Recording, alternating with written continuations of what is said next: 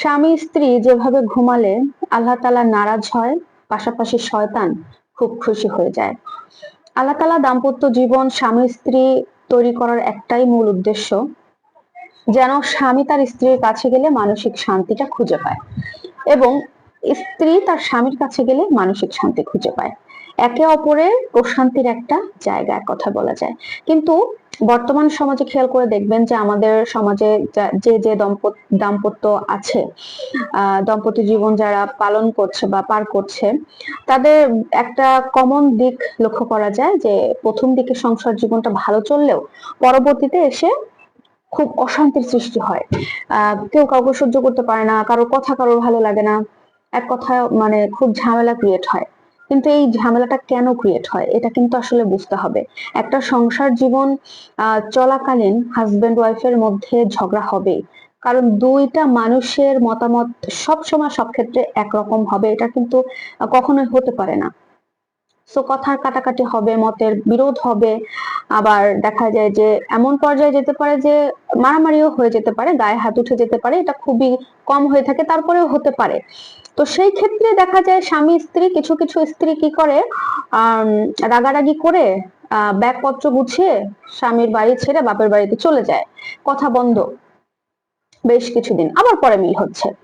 আবার দেখা যায় কোন কোন স্ত্রী বা স্বামী রাগারাগি করে কেউ কারোর সাথে কথা বলছে না, বা বাড়িতে রান্না বান্না বন্ধ, যার যার মতো শেষে নিজেরটা ব্যবস্থা করে নিচ্ছে, কিছুদিন এভাবে চলে। আবার কোন কোন দম্পতির মধ্যে দেখা যায় যে রান্না হচ্ছে, খাবার খাচ্ছে, কিন্তু কথা হচ্ছে না। আবার কেউ কেউ কি করছে, দীর্ঘদিন ঝগড়া ঝামেলা সৃষ্টি করে দুজন দুই রুমে ঘুমাচ্ছে, মানে রুমটা আলাদা করে ফেলছে, বেড আলাদা করে ফেলছে। আবার কারোর ক্ষেত্রে দেখা যায় যে একই রুমে থাকছে, কিন্তু স্বামী নিচে অথবা উপরে বা যে কোনো একজন আর কি ফ্লোরিং করে ঘুমাচ্ছে, আরেকজন খাটে ঘুমাচ্ছে। বা কেউ কেউ এমনও দেখা গেছে যে একই খাটে ঘুমাচ্ছে, কিন্তু একজন খাটের এক প্রান্তে আরেকজন খাটের অন্য প্রান্তে পিঠ ঘুরিয়ে ঘুমাচ্ছে। কিন্তু আল্লাহ তাআলা এই এই যে কথা বন্ধ বা পিঠ ঘুরিয়ে ঘুমানো, এটাকে খুবই অপছন্দ করে। সব থেকে বেশি নারাজ হয় তখনই যখন দেখে যে কোনো দম্পতি রাগারাগি করে একে অপরের কথা বন্ধ করে দুজন দুজনের উল্টো দিক ঘুরে পিঠ ঘুরিয়ে ঘুমানো শুরু করেছে। এতে আল্লাহ পাক নারাজ হয় এবং শয়তান খুব খুশি হয়, কারণ শয়তান চায় আল্লাহর সব থেকে পছন্দের এই সম্পর্ক যেন নষ্ট হয়ে যায়। এটা শয়তানের চাওয়া, এবং যখনই দেখে যে কোনো দম্পতি অশান্তিতে আছে সে খুব খুশি হয়ে যায় শয়তান।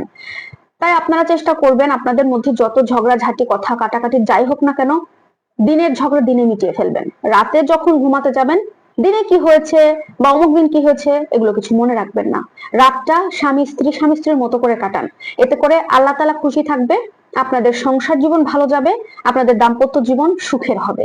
এই কথাটুকু মনে রাখুন, দেখবেন আপনাদের দাম্পত্য জীবন 100% আল্লাহ সুখময় করে দিবেন, বরকতময় করে দিবেন। আশা করছি ভিডিওটি আপনারা দেখবেন, উপকৃত হবেন এবং অন্যকে জানার সুযোগ করে দিবেন। আল্লাহ হাফেজ।